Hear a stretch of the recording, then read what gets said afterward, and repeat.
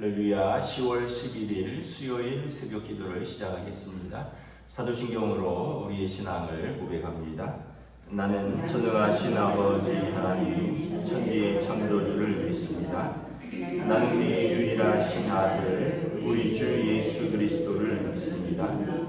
그는 성령으로 잉태되어 동정녀 마리아에게서 나시고 본요 빌라도에게 고난을 받아 십자가에 못 박혀 죽으시고 장사된 지 사흘 만에 죽은 자 가운데서 다시 살아나셨으며 하늘에 오르시어 전능하신 아버지 하나님 우편에 앉아 계시다가 거기로부터 살아있는 자와 죽은 자를 심판하러 오십니다. 나는 성령을 믿으며 거룩한 공교회와 성도의 교제와 죄를 용서받는 것과 몸의 부활과 영생을 믿습니다. 아멘. 찬송가 278장 찬양하시겠습니다. 찬송가 278장입니다.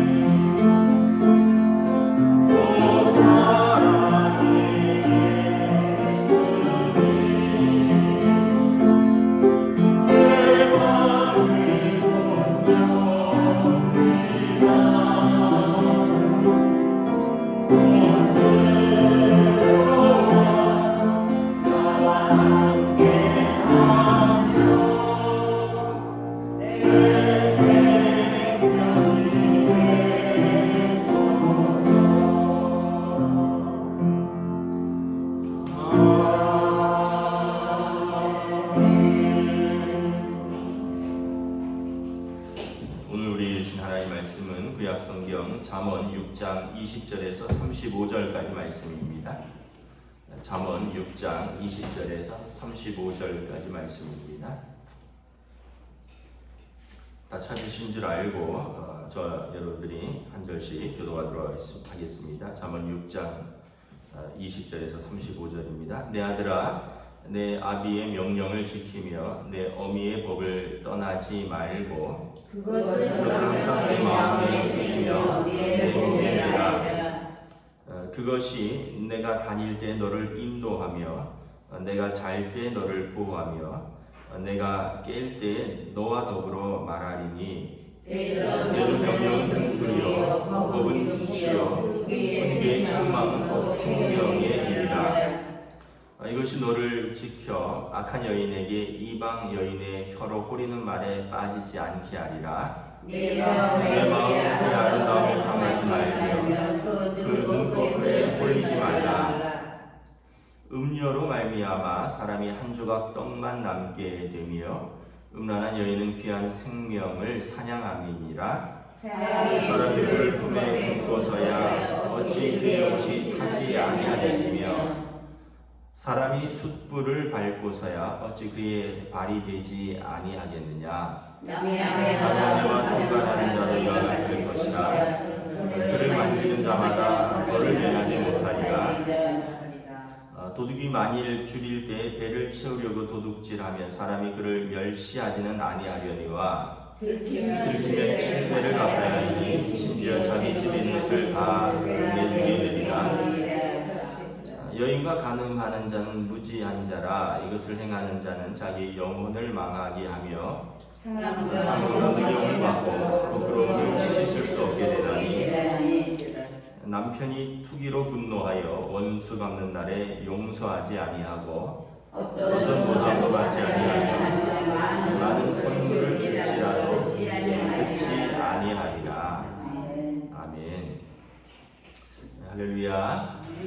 오늘 또 새날을 주셨습니다. 하나님께서 은혜와 평강으로 함께하여 주시기를 축복합니다. 오늘 잠언 말씀도 또 잘못된 어떤 음욕에 대해서 이제 또 경고하고 있습니다.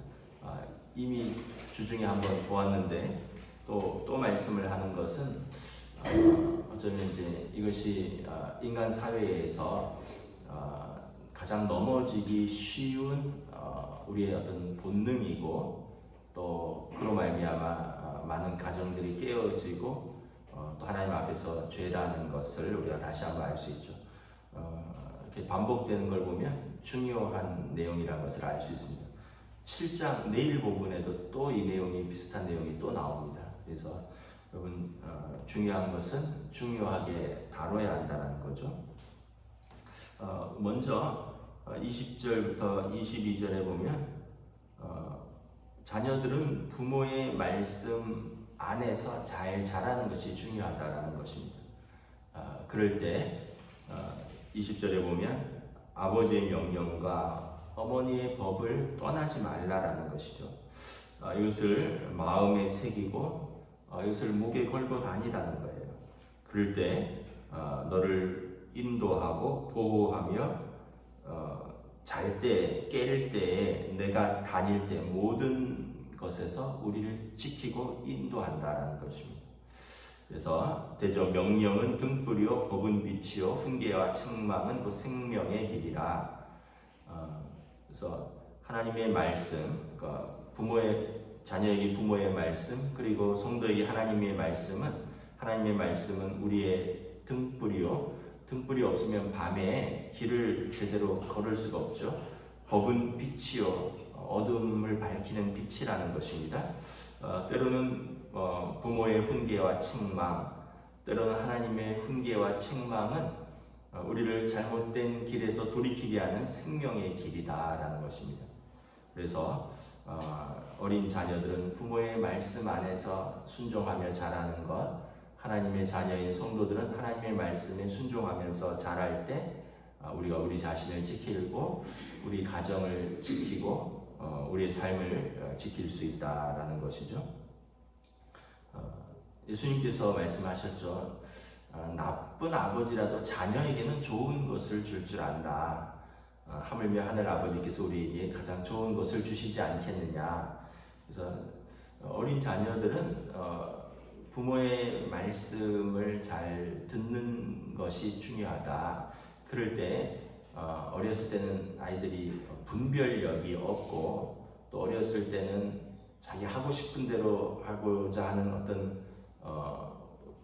본능과 자기 감정에 충실할 때 부모가 말씀으로 때로는 책망과 훈계로 이제 아이에게 무엇이 잘못된 것이다, 무엇이 옳은 것이다를 가르쳐 줘야 된다는 거죠. 그래서 그 부모의 훈계를 듣지 않는 자녀는 결과적으로 나중에 보면 그를 보호하고 그를 지키지 못하는 삶을 살게 된다.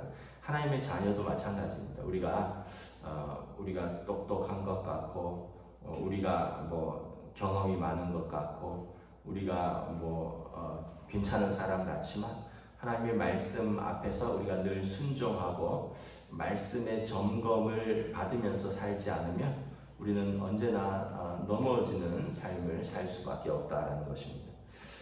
그러면서 특별히 우리 자녀들에게 또 오늘 우리들에게 어떤 이제 외도에 대해서 성적인 타락에 대해서 다시 말씀합니다. 말씀은 이제 꼭 남자에게만 주는 말씀 같지만 결과적으로는 대상이 있어야 되니까 여자도 동일하게 적용이 되는 것입니다. 24절에 보면 악한 여인들이 이방 여인들이 혀로 호리는 말에 빠지지 않게 하라. 또 그 아름다움을 탐하지 말며 그 눈꺼풀에 홀리지 말라. 그래서 말과 아름다움에 속지 말라라는 거죠. 일단은 여기 보면 이 대상이 아내가 아니에요. 이방 여인, 또 악한 여인, 그리고 이제 29절에 보면 남의 아내. 그래서 여러분 아무리 아름다운 말을 내게 하고 아무리 아름다움으로 내게 유혹하고 아무리 어떤 나에게 호감을 가져도 기본적으로 남의 아내라면 이것은 우리가 어떻게 보면 아예 그 마음, 그 말에 마음을 두면 안 된다는 거예요. 28절에 보면, 27절에 보면 그 결과는 불을 품고 사는 것이다. 여러분, 불을 품고 살면 어떻게 돼요? 27절에 옷이 탄다라는 거죠. 또 28절에 보면 숯불을 밟고 서는 거랑 같다라는 거예요. 그럼 어떻게 됩니까? 발을 댄다라는 거예요. 남의 아내와 통관하는 자도 이와 같을 것이라. 그를 만지는 자마다 이와 같은 벌을 받으리라. 그래서 얼핏 보면 달콤한 것 같고 또 어떻게 보면 낭만적인 것 같고 아름다운 것 같지만 사실은 그 결과는 불을 품고 사는 것과 같다. 발이 되고 옷이 타고 그리고 결과적으로는 26절에 보면 한 조각 떡만 남게 되고 귀한 생명을 사냥하리라. 가난해지게 되고요. 그리고 이제 생명도 잃을 수 있게 된다. 왜 가난해집니까? 그렇게 되면 이혼을 한다든지 소송을 당하게 되겠죠. 그쪽 상대방의 남편이나 상대방의 아내가 소송을 할 수도 있고 또 내 남편이나 내 아내랑 헤어져야 되니까 여러분 둘이서 애써서 모았다가 그런 것으로 갈라지게 되면서 재산을 나누어야 되고 상대방이 소송을 하게 되면 또 손해배상을 해야 되고 결과적으로 이것이 그냥 어떤 만남과 헤어짐으로 끝나는 것이 아니라 그냥 온 삶이 망가진다는 것입니다. 불을 품고 사는 것이고 숯불을 밟고 서는 것과 같고 그로 말미암아 그의 어떤 가정과 그의 영혼과 그의 재산과 모든 것이 다 무너지게 된다는 거죠. 30절에 보면 도둑질하면 그것도 죄지만 너무 배고파서 배를 채우기 위해서 도둑질하면 좀 동정의 여지라도 있다라는 거죠. 그럼에도 불구하고 들키면 7배를 갚아야 한다. 심지어는 자기 집에 있는 것을 다 내주면 어떻게 보면 그게 이제 보상은 될 수 있죠. 그래서 원래는 이제 뭐 율법에 따라서 남의 것에 손해를 입히면 뭐 한 20% 배상하고 뭘 훔치면 뭐 몇 배를 배상하고 이런 것이 구약의 율법에 다 있죠. 여러분 우리가 그런 건 뉴스를 보잖아요. 어떤 사람이 생활고에 너무 시달려서 뭐 마트에서 뭘 훔쳤는데 경찰이 잡고 보니까 너무 가난하고 그리고 뭐 훔친 것이 뭐 빵이나 뭐 음료수 정도다. 어떤 여인이 뭘 훔치다가 걸렸는데 이제 보니까 뭐 혼자 아이를 키우는 뭐 미혼모고 뭐 분유라든지 이런 게 없어서 훔쳤다. 그러면 동정의 여지는 있잖아요. 그런데 그럼에도 불구하고 이제 죄는 내리죠. 그래서 뭐 형은 살지 않더라도 뭐 집행유예라든지 벌금형이라든가. 왜냐하면 죄는 어쨌든 기록이 되도록 되어 있습니다. 그냥 아주 작은 것이라면 그냥 훈방할 수도 있지만 이런 것들은 결코 하나님 앞에서 사람 앞에서 죄로 기록된다는 거예요. 그리고 또 이것이 어떤 면에서 보면 배상을 해야 될 책임이 있다는 거예요. 그럼에도 불구하고 도둑질은 그냥 갚으면은 되는 죄 중에 하나예요. 그런데 간음은 그건 갚을 수 없다라는 거예요. 상함과 능욕을 받고 부끄러움을 씻을 수 없게 된다. 그래서 이거는 뭐 동정의 여지도 없고 아까 도둑질은 동정의 여지라도 있다 그랬잖아요. 근데 외도하고 뭐 남의 남편과 남의 여인과 가능한 것은 이것은 동정의 여지도 없고 이것은 상함과 능욕과 부끄러움, 자신과 배우자와 또 자녀들과 또 부모님이 계시다면 부모님 주변의 모든 사람들에게 상처를 주고 부끄러움을 주는 것이고 결국은 또 자기 영혼이 하나님 앞에서 망하게 되는 것이다. 그래서 이렇게 한순간에 유혹에 빠져서 이렇게 넘어가는 자는 무지한 자다. 좀 더 깊이 생각을 해보면 자신을 지킬 수 있을 텐데 그 순간을 못 지키는 거죠.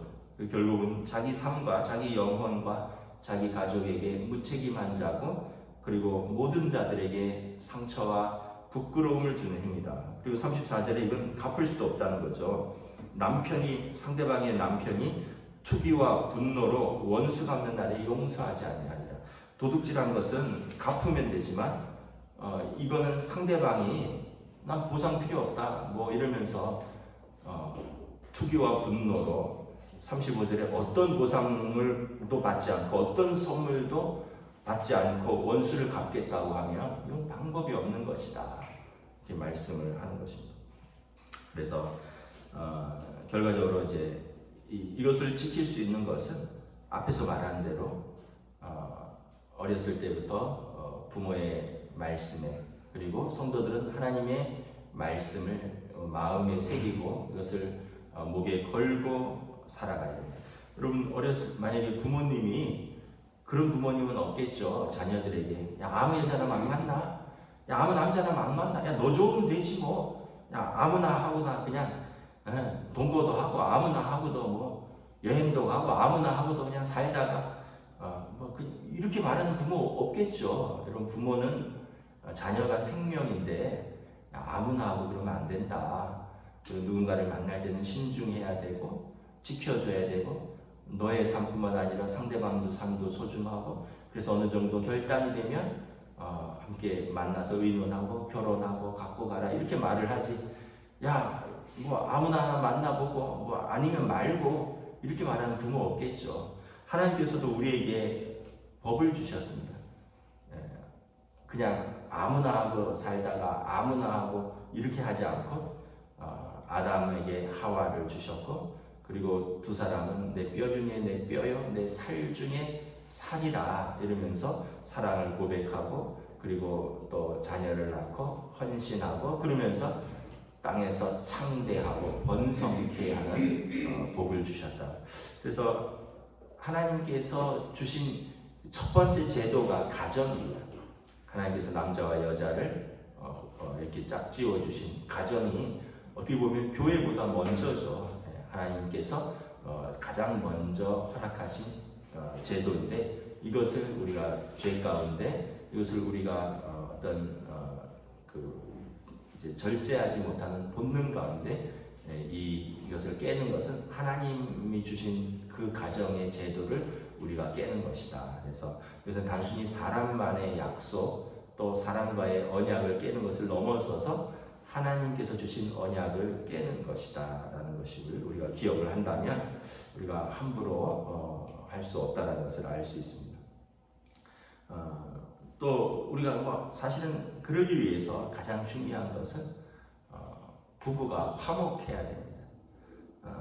남편이 아내를 예수님께서 말씀하신 것처럼 그리스도가 교회를 위해서 당신의 몸을 내어주신 것처럼 남편이 아내를 주님께서 교회를 사랑하셨듯이 사랑하고 그 몸을 내어줘야 되고 아내는 교회가 그리스도를 사랑하고 순종하듯이 남편을 사랑하고 존중을 하고 그 바탕하에서 그래서 에베소서 5장에 보면 이 비밀이 크도다.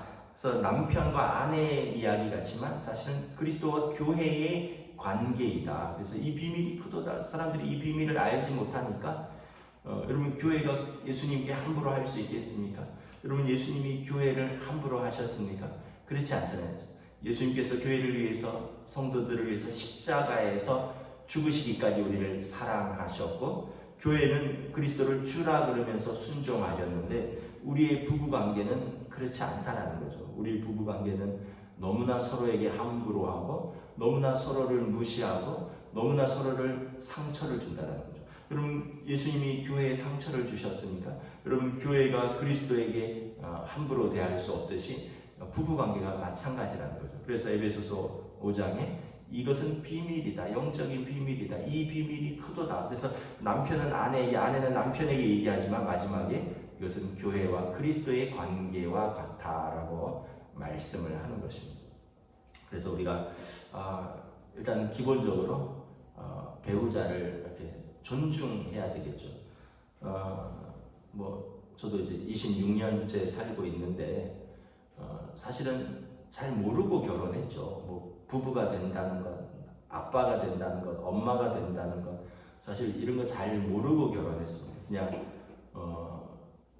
만나고 또 좋아하니까 그 감정에 이끌려서 결혼을 했지만 이제 사실은 이제 살아가면서는 그 좋아하는 감정을 넘어서는 시험도 있죠. 늘 좋아하는 감정만 있었겠어요. 그런데 그 감정을 넘어서는 시험도 이겨내야 되고 또 총각 때는 제 마음대로 했으면 됐지만 이제는 마음대로 하면 안 되죠.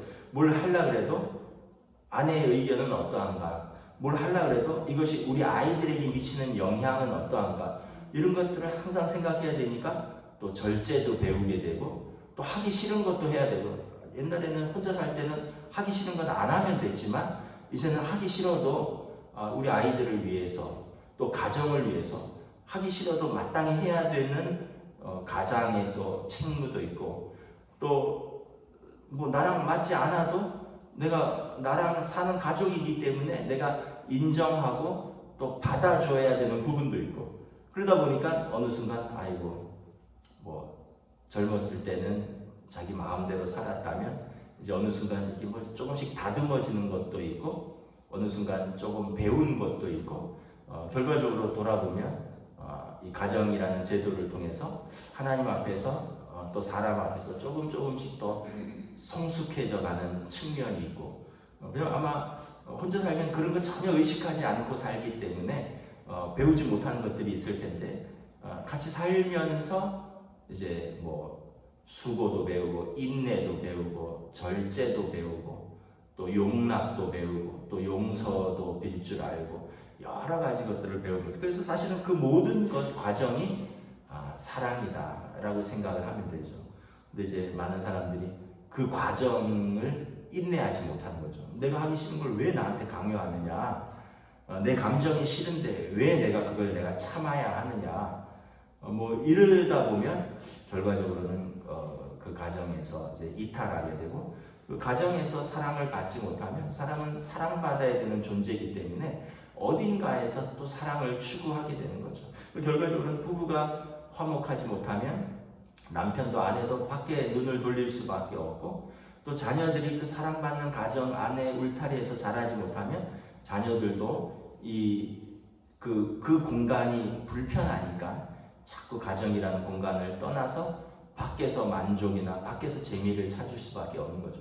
근데 사실 밖에 나가면 알다시피 잠깐 재밌지만 그곳이 영원히 쉴 곳은 아니고요. 또 밖에서 일어나는 많은 관계들은 경쟁이 있고, 또 어떤 면에서 보면 그 안에서 갈등이 있기 때문에 결과적으로는 아이들도 학교나 사회나 하다가 거기서 상처받고 거기서 낙심할 때 가정에서 치유받고 가정에서 회복되고 가정에서 힘을 얻고 다시 학교 가고 다시 직장 가야 되는데, 그 가정이 그런 안식과 어떤 재충전과 사랑의 공급처가 되지 못하면 자녀들도 결국은 가정의 마음을 못 두니까 그 상처가 있고 경쟁이 있고 결과적으로 쉼이 없는 그 바깥에서 계속 만족을 찾을 수밖에 없다. 그래서 1차적으로는 부부의 책임이 가장 크다. 그래서 서로가 사랑하고 서로가 인내하고 서로가 용납하고 그럴 때 그 가정도 지켜지고 또 그 자녀들도 그러면서 아버지 어머니의 화목한 모습을 보면서 자기들은 어떻게 살아야 되는가, 어떤 아이들도 배워가는 거죠. 아이들이, 사람들이 다 아빠의 역할, 엄마의 역할을 모르고 결혼하지만 살아가면서 그때 우리 아빠는 이렇게 하셨구나, 그때 우리 엄마는 이렇게 하셨구나, 이거를 이제 생각하면서 아이들도 이렇게 배워가는 것이 있습니다. 말씀을 정리하겠습니다. 내일도 이런 본문인데 결과적으로 우리는 하나님의 말씀의 법 안에서 살고 하나님의 말씀으로 말씀의 순종과 절제하지 않으면 결국 우리는 본능대로 가게 되고, 이 본능은 죄의 결과로 이어지고 결과적으로 우리 자신과 또 우리 가정을 깨뜨리고 수치로 나갈 수밖에 없다. 그러므로 내 자녀들아, 하나님의 말씀은 등불이요 법은 빛이요 훈계와 책명은 생명의 길이라.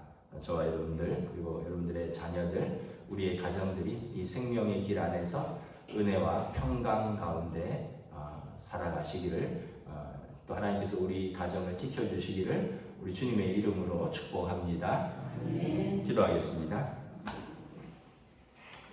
하나님 은혜를 감사합니다. 우리가 우리의 많은 지식이 우리의 본능 앞에 무너질 때가 있습니다. 우리의 많은 경험이 어떤 상황과 조건과 환경 앞에서 무기력해질 때가 있습니다. 우리의 가정은 우리가 지키는 것이 아니라 말씀이 우리를 지키는다는 것을 깨닫습니다.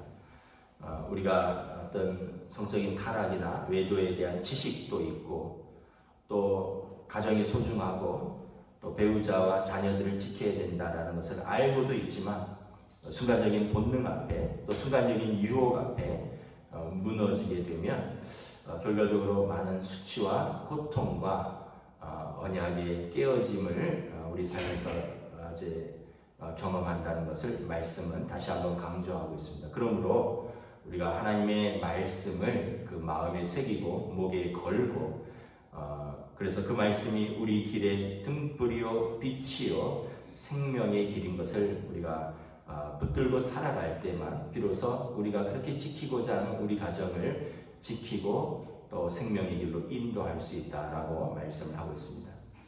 현대 사회가 돈이 없어서 어려움을 겪는 경우도 있고, 또 어떤 원하는 것을 얻지 못하여 어려움을 겪는 경우도 있으나, 사실은 그러한 모든 것보다 사실은 사랑이 깨어져서 고통을 당하는 경우가 더 많은 것을 바라봅니다.